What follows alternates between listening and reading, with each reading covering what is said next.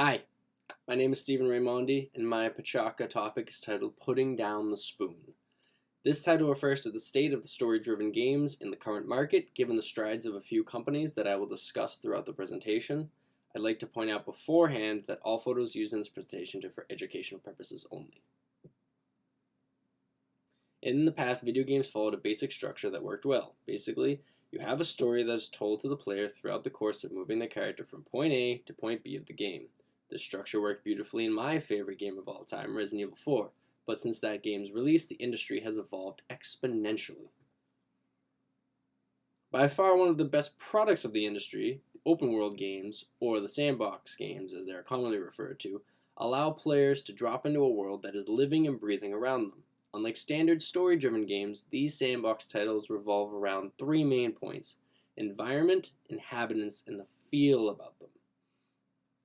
One could argue that the environment is the most important piece of a video game, because it's the part of the game that the player will always see and interact with.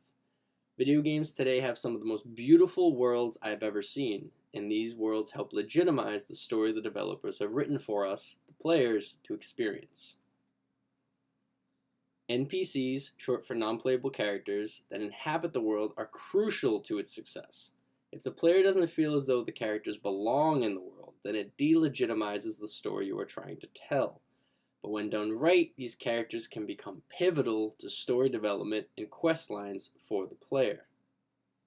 When discussing the feel behind an open world game, I imagine the first time I played Far Cry Primal. As I walked through the ancient woods of primitive man, I stumbled across a duel between two great beasts. It felt so natural, mostly because the developers did their homework and created a system where the animals that populate the world interact with one another. As game consoles evolved, so did the extent to which multiplayer became integral to making successful games. Sadly, it seems as though story has taken a backseat, or in some cases have been scrubbed from projects altogether.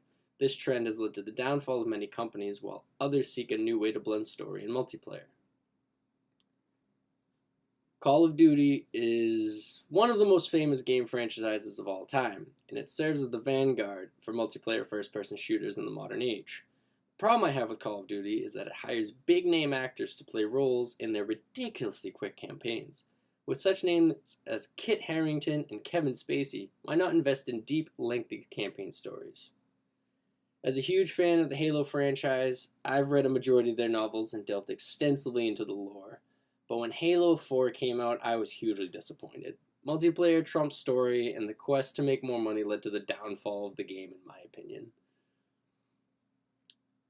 But witness the blessed union of story and multiplayer. In the Soulsborne universe, there are certain items you can only get through defeating other human players in PvP combat.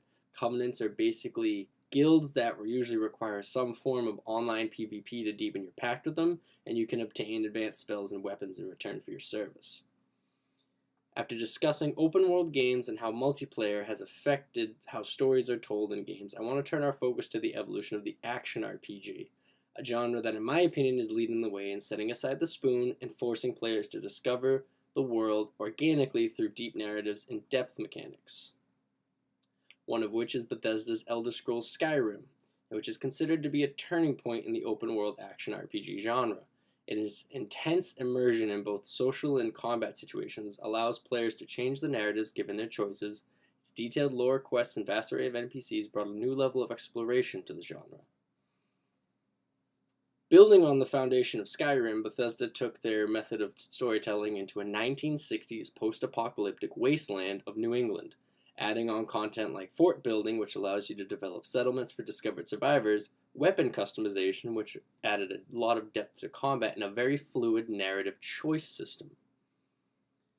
But here we go. Bethesda's franchises might have been a lot of fun for players looking to have a casual experience with a well-developed story, but the fact you can choose a difficulty and there's no real PvP whatsoever makes it far less rewarding of an experience. Enter the Soulsborne franchise, where they didn't put down the spoon, they threw it out. From Software Inc. is the major driving force behind the series. Starting with Demon's Souls in 2009, the company wanted to craft a game that was both challenging and extremely lore-based. Accompanied by the infamous Hidetaka Miyazaki as level designer, the game became an instant cult classic. Now, In the Soulsborne franchise, it's filled to the brim with amazing story, but you wouldn't know unless you sought it out for yourself.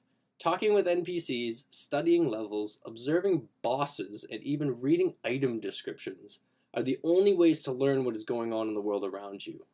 Praise the sun. NPCs are ridiculously important to learning the story, but that doesn't stop them from dying, turning on you, or in the worst case scenario, disappearing before you initiate their quest line. Some NPCs require you to talk to them multiple times in the same visit just to start their quest or to obtain an important item from them. Now, there's no difficulty in the Soulsborne franchise, so the community came up with a name of their own: Get Good or Get Wrecked.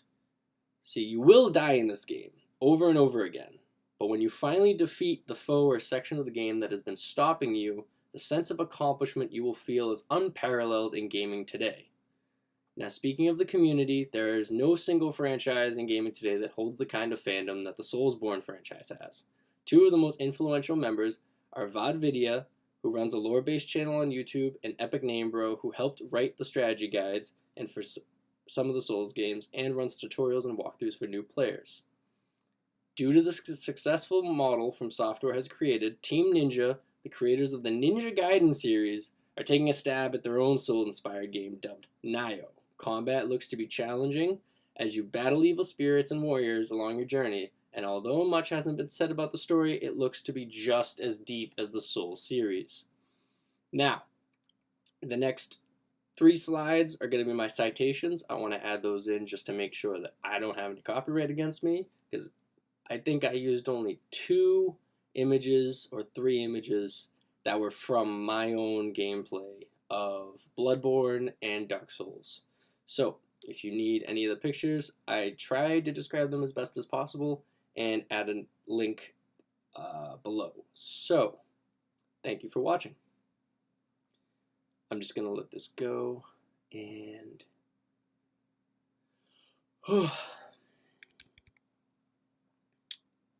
thank you for watching, my friends.